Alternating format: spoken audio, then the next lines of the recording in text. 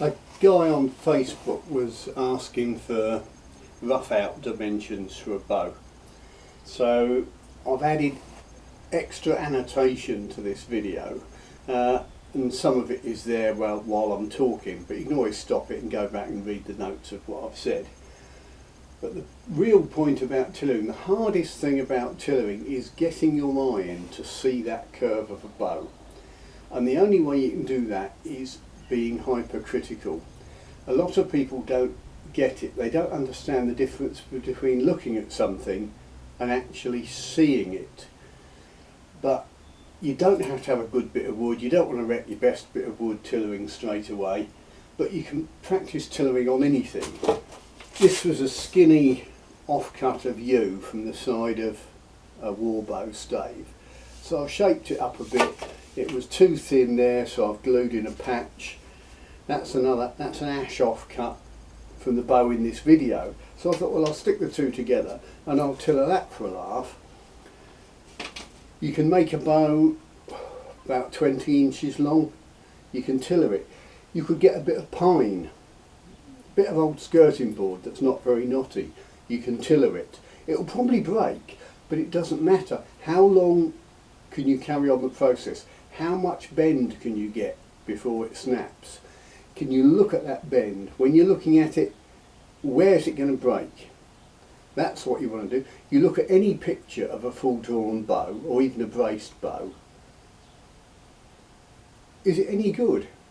Where are the weak points? Is the bend correct?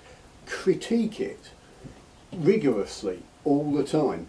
You don't have to comment on it. A lot of people on Facebook, you post a picture of a bow, they feel obliged to rip into it. If you can't say anything nice, don't say anything at all unless you're asked. But look at everything. Just do it. Practice will get you there, but you can start on a bit of hardboard if you like. I've made bows out of hardboard. I've seen a bow made out of concrete, believe it or not. I did one out of buddleia as well, you know, the butterfly bush it's brittle as hell, but just to see how far I could push it, I did one. I got it to 28 inches before it exploded. But just practice. Get your eye in. That's the critical thing. Anyway, back to the plot. This is a couple of scrappy bits of yew that I had lying around that I've spliced together as billets. There's a slightly thin area here, so I've glued on effectively. It's a bit of a visor, but it also bulks out what was the thinner area of the limb, notably about there. This is really well, not quite the first time on the tiller, and I think it's quite a good illustration of how I think and what I do. And it's supported in the centre and being pulled just right of centre where your fingers would be on the arrow pass. I'm being harangued by a cat, and we'll pull it and see. This is to see what the tiller's like. Now, to me, it's glaringly obvious straight away, I don't know if it is to you, where the weak point is. It's on that right limb, and most of the bend is sort of here. Now, I know the outers are too thick because it's just the way I always tiller things. I start them moving from the middle and then bring the outers round. So I don't want to over stress it. I mean, that's a reasonable amount of flex, that's £50. I'm probably looking for sort of 80 at 32. I don't want to pull it much more than say 60. So that's 60 at about 18 inches. So what I need to do now is ease off the left limb a bit and the outer half, 2/3 of both limbs. And you can see that left limb looks a bit chunky. Also, the limbs are rectangular at the moment, so there's a lot to do. It's backed with a bit of edge cut ash. So there you go. Right, I've taken a fair bit off this limb with a rasp, and I've chamfered the corners because it was very rectangular in section. Similarly, this limb, that was the weak point. I marked it W for weak. Taken a good rasping along there and chamfered the corners again. The lighting looks different because I've got the up and over garage door open, which is nice. Let's see if that's made any difference, if it's looking more even and if that weak point's looking less weak. Whoop. There she goes. There, it's certainly looking more even now. There's 60, whereas 60 before the weak point was quite noticeable and slightly worrisome. It's still there, but the bow's looking more even, and we're back about another inch. Well, in fact that's 20 inches, so we're back 2 more inches. So you see how Tillering's a combination of changing the shape of the bow but watching it come back further. I'm aiming for 80, but I don't want to pull it to 80 quite yet because the tiller's not quite even enough yet. Theoretically you always pull it to full draw weight, but I don't want to risk causing a problem here. It's still a little stiff here, which is where I've added in fact from there to there is where I added in the extra sort of bit of belly, because it was a bit thin there. So in actual fact it's still a bit, I can feel it's thin there, then woof, it goes out thick. So a bit thick there, little thick here still, but it's beginning to shape up. The cat's just gone out again. She's getting big and bold. There's a little bit of grass out there and she's extending her territory. There's a big fat black cat lives down the road called Jess, and they have a right old rough and tumble sometimes. But there you go. I've taken a bit more off the bow, and before I zoom in I'll just show you the string is quite tight. It's not actually braced yet, but it enables you to see the string line down the bow, and you can see I've got it sitting centrally there, but I don't know if you can see at the tips it's a little bit out and we're a little bit out here. That's why I leave the bow wider, so it gives me room to, as I shape the bow, the sides can come in to match the string line. That won't lose much in the way of poundage because width isn't as, significant as thickness is. Poundage is proportional, directly proportional to width, so twice as wide is twice as much poundage. But thickness, twice as thick, is 2 times 2 times 2, 8 times the poundage. So you can take a bit off the width to get your string alignment without worrying too much. We'll put it back on the tiller and have one more look. And I think we're zoomed in alright. Anyway, it looks like I may be running out of draw weight, but I've made it longer than necessary. I can always take an inch off each end, maybe more. It's just a bit of fun to give me something to do. Really, it's not for anyone, it's just for myself. No, she's still looking a bit weak there. That looks worse somehow now, I don't know why. Anyway, there we go. 60 at 21. Yeah, left limb is too stiff. I might get it moving. Might get it moving in the grip a bit more. You can see it's very thick looking there. Yeah, I mean it looks like it's got a blinking riser there. I mean that was really just to make up for where the billet was thin, and it was thinner on this side I think, so some of this will come off. Get that limb moving some more. That'll do. I've done some more on the bow, mostly reducing this sort of riser section so that it's not so pronounced. What I've done here is I've chamfered the corners off a bit more.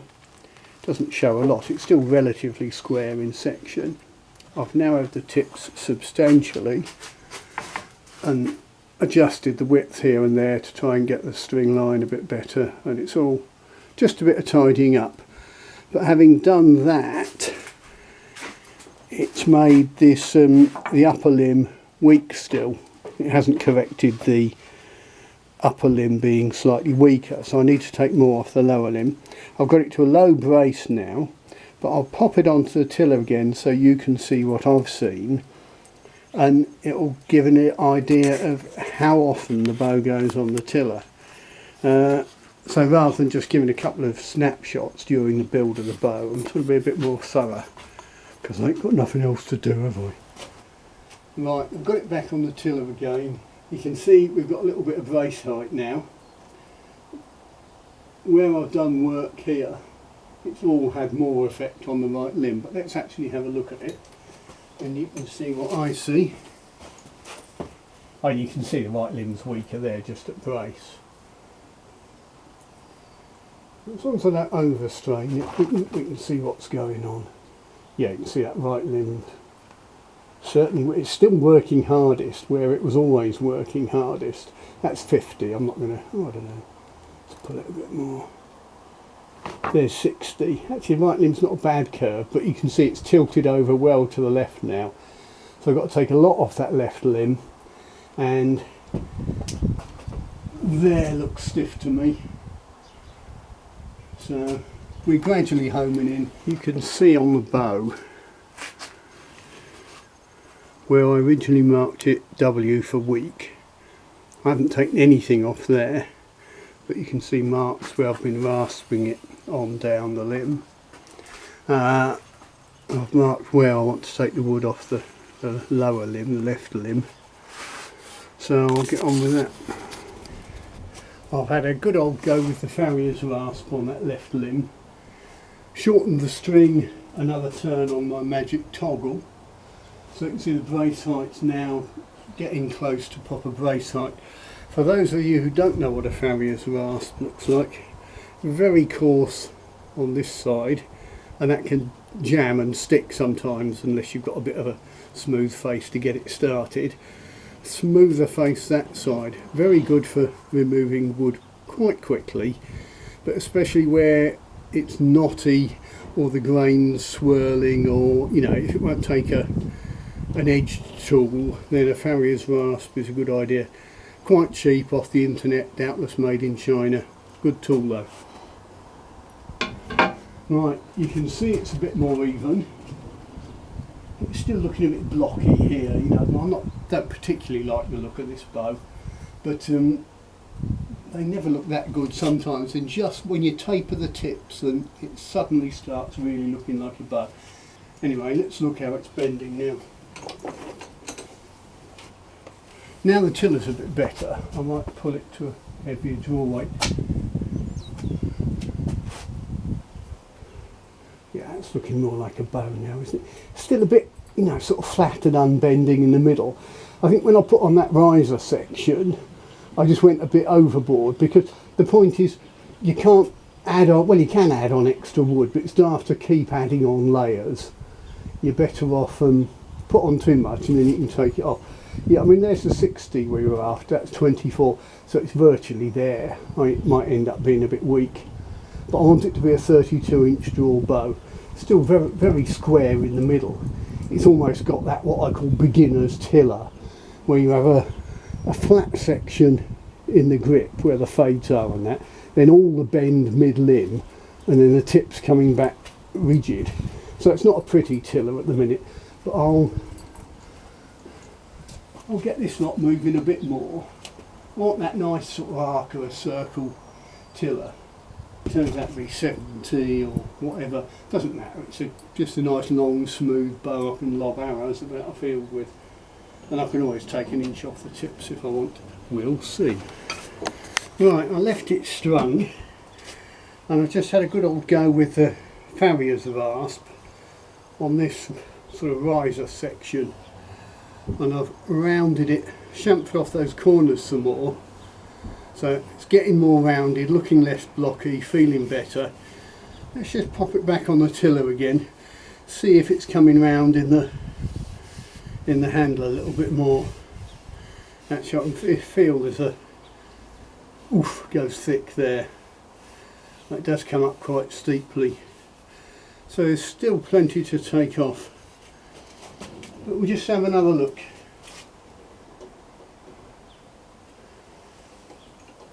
If you're not fed up with getting it up and down on the tiller, you're probably not doing it enough. But let's just see what that bit of work's done. I reckon that he's flexing a little bit more at the grip. You see just a tiny bit of movement there. I'm seeing a whisker more here. It was very flat. Could be my imagination, but you've got to be able to see those subtleties. Let's pull it a little bit. That's beginning to look quite nice. There we go. So 26 inches, 65.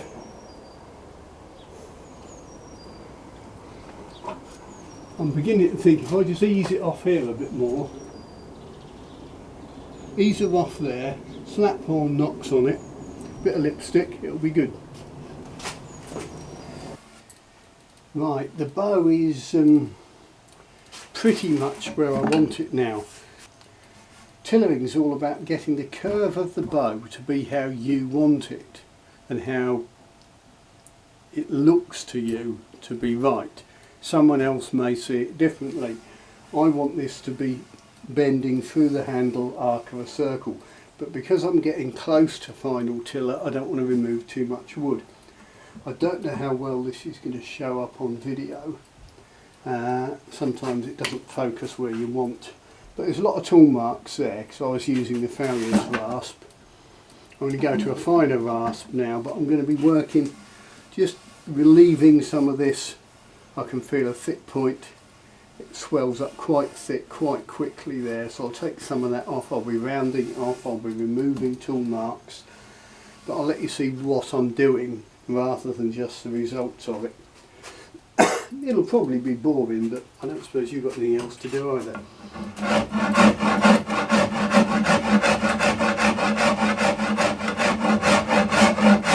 I don't know if you can see, the overlaid bit of wood is now feathered out to a nice parabolic curve.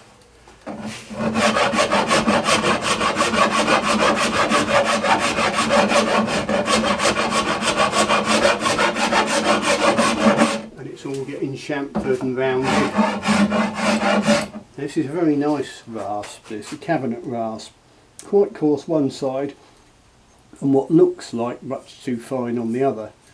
But actually that side will take out the tool marks that side's given you.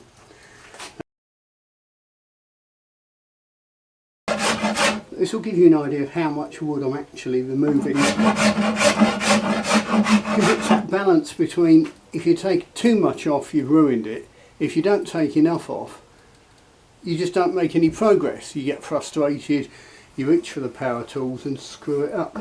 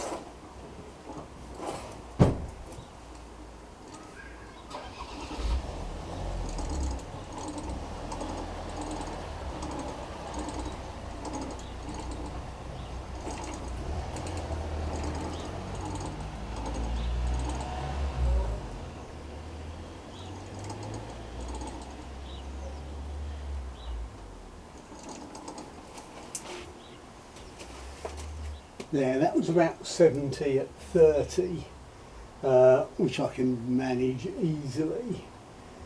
But to get a bit of extra draw weight, what I can do is shorten it slightly. But again, because the upper limb is that little bit weaker, what I can do is take maybe 1.5 inches off the upper limb and 1 inch off the lower. That will effectively stiffen the upper limb a little bit more, improve the balance. But yeah, it's doing okay. Interestingly, the original weak point that I noted here was the limiting factor for how heavy a bow I could build. Well, unless I put extra wood back on there. Basically, I've made the rest of the bow match up to that weak point. So if you start off with wood that isn't stiff enough, then you can never make a heavier bow. It was all guesswork, and it was just done from a couple of scruffy billets I had lying around. but at the end we're probably going to end up, and that was 70 at 30-ish, so we'll probably end up maybe 75 at 32, although I probably only draw about 31 anyway. But, we'll see. I'll get the nocks on, make it a little shorter, because it's plenty tall enough at the minute. We'll see how it goes. Before sawing 1 inch off the tip, I took some turns off the string so that it just sat under tension along the belly of the bow, so I could mark where I wanted the string line. Then I've sawn the inch off the end of the bottom nock, and then I've used that mark to mark where I want the centre of the horn nock to be. So you can see how the extra width I leave on the tip of a bow comes in handy for making it. It's only a small adjustment to the string line, but that little bit will just make sure it sits nice and true. I've taken a bit off each end, probably, well, I aimed to take 1.5 inches off that end and 1 inch off that end, but may have been a whisker more off that end.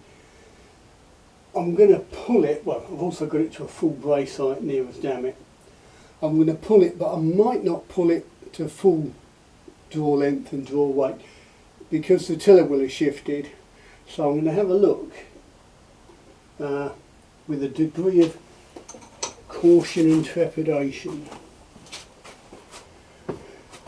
But interestingly, we'll see. Yeah, it's looking more like a bow now, isn't it? So I'll pull it to 28. See what she does there. Now, that left limb's looking stiff. See, that's pulled down almost level with the right limb. Let's just check. I'm pulling. I've got to be pulling where the arrow pass would be. Let's give it some exercise. Yeah, it's like recurves aren't uncoiling. Well, there's 26, we're about 60. Let's take it to £70. Yeah, it's about 70 at 28, which is pretty good. 70 at 28 will be round about the 75 at 30. We won't be far off the 80 at 32 that I originally wanted, but I'm not going to take it back to 32 yet. I think we want the bit more off the outers. I still wouldn't mind seeing a bit more in the middle, but I'm not going to be a mile out from my original intention. Well, that'll do for now. I will do a little follow-up video showing it, you know, completely finished and fully drawn, but I want to get it published as I was asked for information. But be sure to look at some of the other videos on this channel, not because I monetize them or anything, I just do it for the fun of it, because there are certain other bows that are perhaps more interesting or more pertinent to whatever you're doing. There's primitive shaped bows, there's heavier war bows, there's self bows, there's some where the staves were more problematical. I think there's one on there where the tiller starts off really hideous and you see it slowly coming into a decent shape. There's even bits of slow-mo of arrows flexing. There's all sorts of odds and ends. There's even... Gotcha! Yes. There you are. We can sneak a cat into the video, you see. No, I didn't. It wasn't me. He's a very bad man. Anyway, enough nonsense. I shall let the cat out of the up and over.